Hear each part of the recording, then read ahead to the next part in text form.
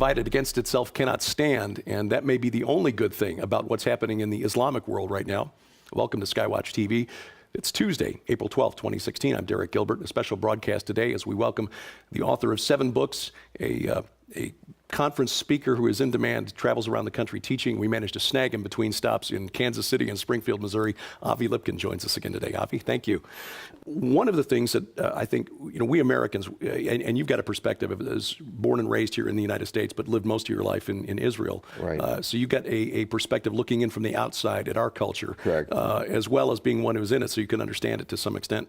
We are very narrow in our focus. If it's not happening here in the U.S., if it's not Donald Trump or Hillary Clinton, we don't care. Right. We don't have much of an understanding of the Islamic world. I'm guilty of this. It's only recently I really began to understand the differences between Shia Islam and Sunni Islam, and that there are divisions within those there's subdivisions within those divisions that are not in agreement with one another. Right. The civil war in Syria, is it just as simple as a civil war within the religion, the Shias versus the Sunnis? Okay, well, of course, you have a coalition with Bashar al-Assad, which includes Christians, Druze. Druze are a group descended from Jethro. Mm-hmm. They're there. They're in Israel, they're Jordan, they're in Lebanon. So Moses' father-in-law, they believe Jethro was their progenitor. Absolutely. And they used to be Muslims, and then about 1,000 years ago, they were declared heretics because the Druze said that Muhammad was not the greatest and latest, but Jethro was. So they were persecuted and killed, and they fled to the mountains of Israel, Lebanon, Jordan, and Syria. And so they're a minority in Syria. So the Christians, the Druze, the Shiites are also a minority. They're only 10% in Syria. And then you have the Kurds in the northeast who actually want autonomy or independence. You have Yazidis. You have all these different, very historic groups going back 2,000 years or more. The rebels, quote unquote, in Syria, ISIS, Jabhat al-Nusra, Al-Qaeda, these are Sunnis. So basically, the population in Syria is 50-50. In other words, 50% Sunnis, 50% minorities, plus some Sunnis who were part of the Ba'ath party and are in the highest levels of Bashar al-Assad's government. Okay.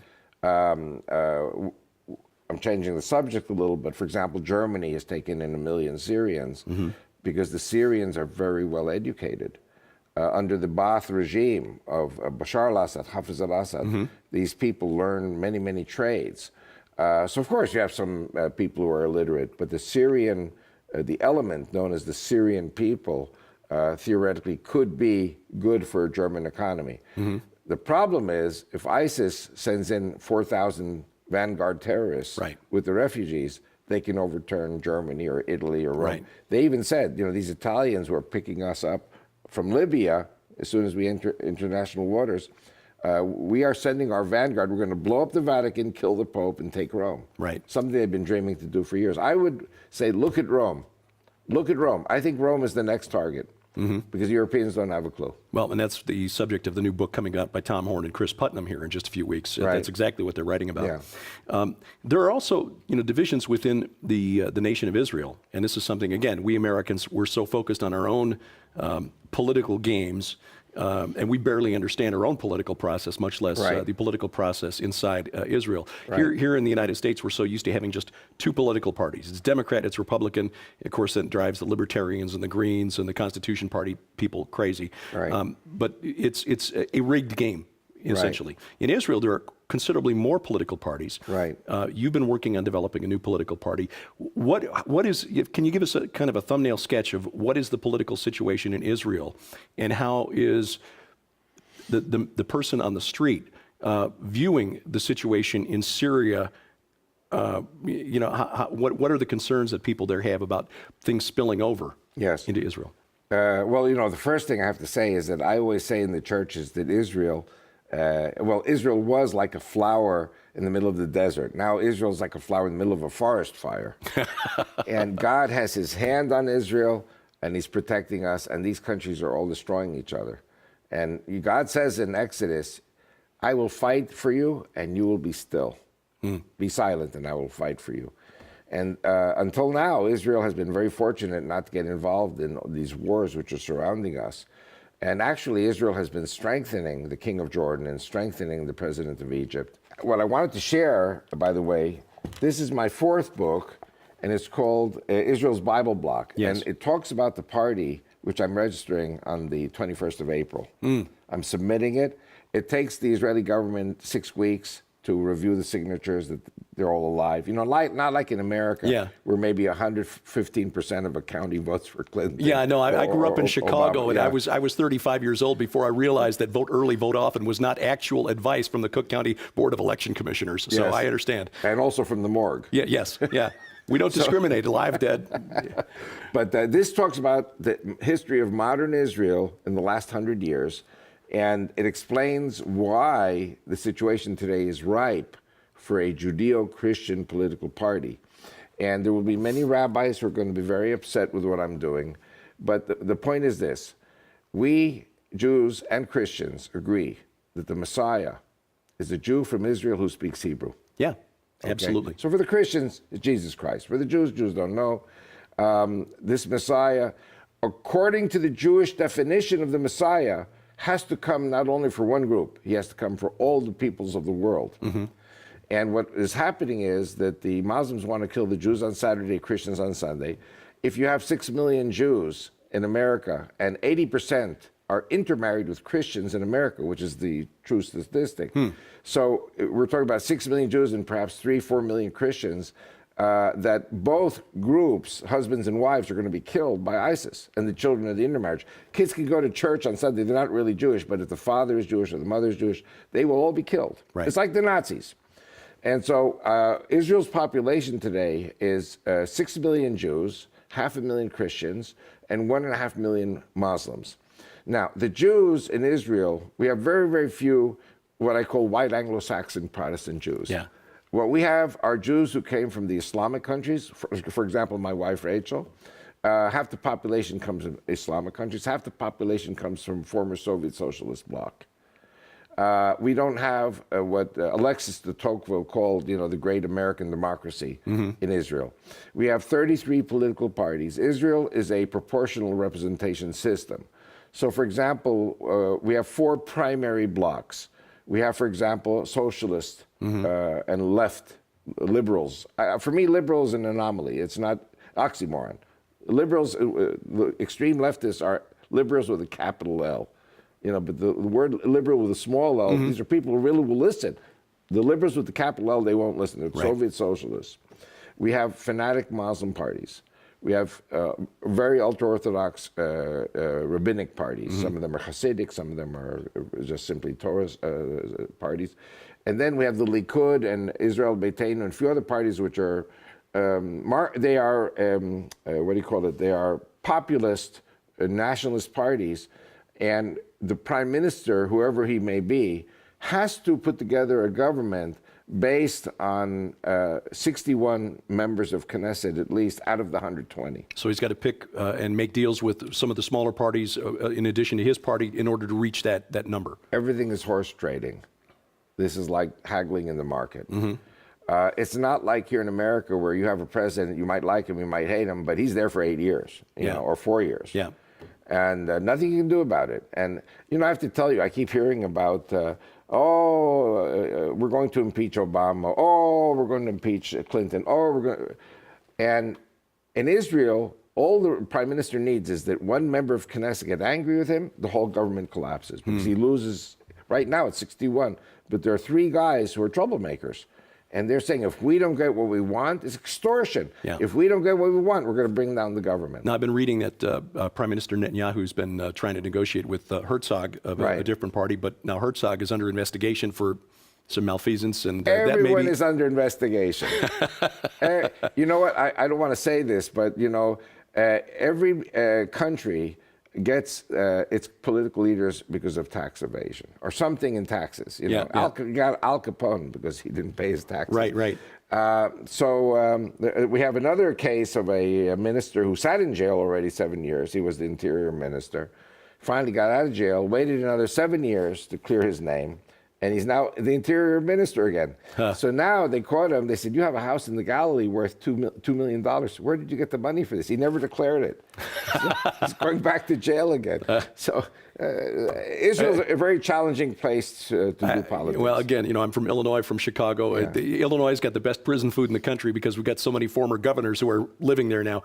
Hey, listen, we got a president and a prime minister, and we got rabbis in our jails. That's it. We got everything. Well, let me ask you about this, because this is something that I've been curious about. Over the last few months, we've seen a stream of reports from Israel of Orthodox and ultra-Orthodox rabbis who are publicly declaring that Messiah his appearance is imminent.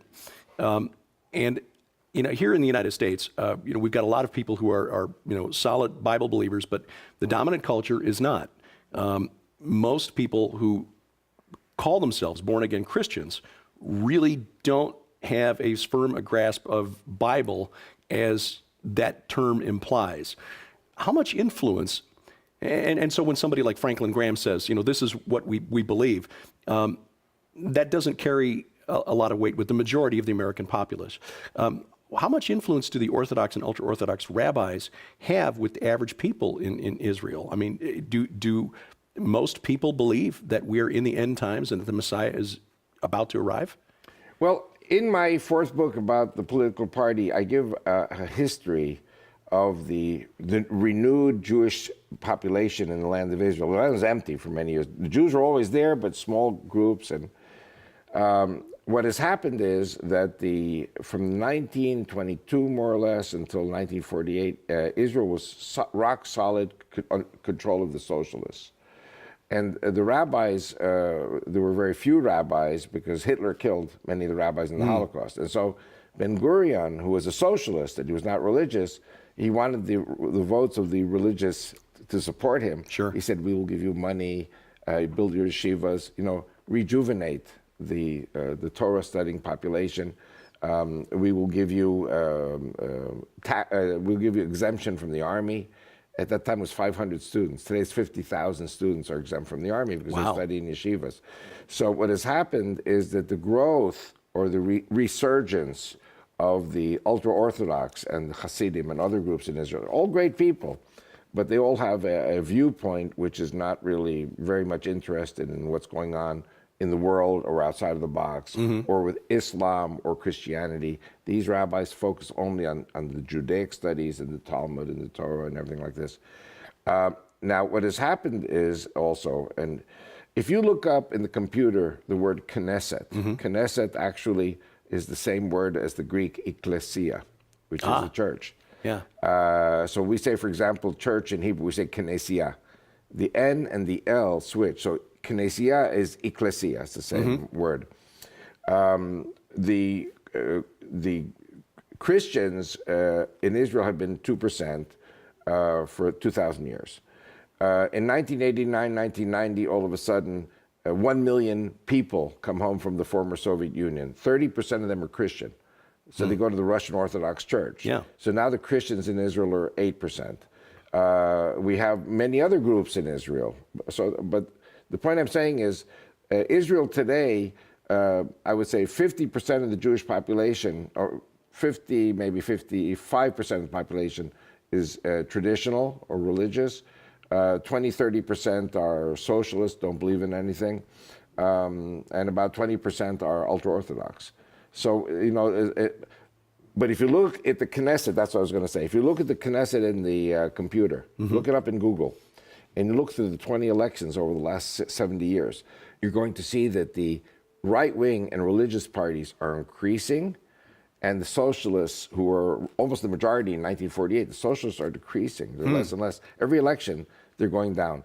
They don't marry, they don't have children. Many of them leave the country because if you're not a religious person, you leave the country. Israel's a very hard country to live in. People go to America, they go to Britain like any other people. So what happens is that the trend in Israel is more and more towards the tradition, and more people are talking about the Messiah now. That's very interesting. Kind of the opposite of what's happening here in the United States. Right. Israel's becoming more religious and more conservative all the time. And my party will be religious and conservative for religious and conservative Jews and religious and conservative Christians. That'll be really interesting to see how that works together. Yeah. Yes.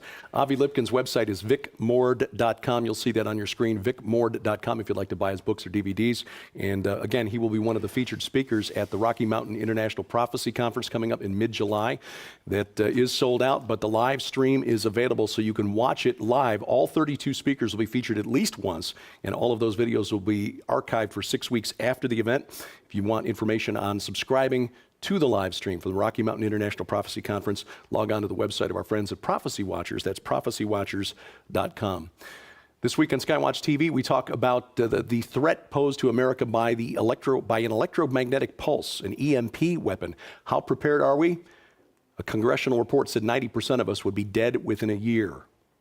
Gary Haven, the writer and producer of the film Amerigeddon, is our guest. You can see that 4 times tonight on various stations and networks. You'll see that on your screen here rather than me reading through it. Tomorrow on the Cornerstone Network, and again Saturday on the Victory Television Network and the Christian Television Network. You can get a complete look at dates, times, stations, networks at skywatchtv.com. Look in the top menu bar there where it says channel listing.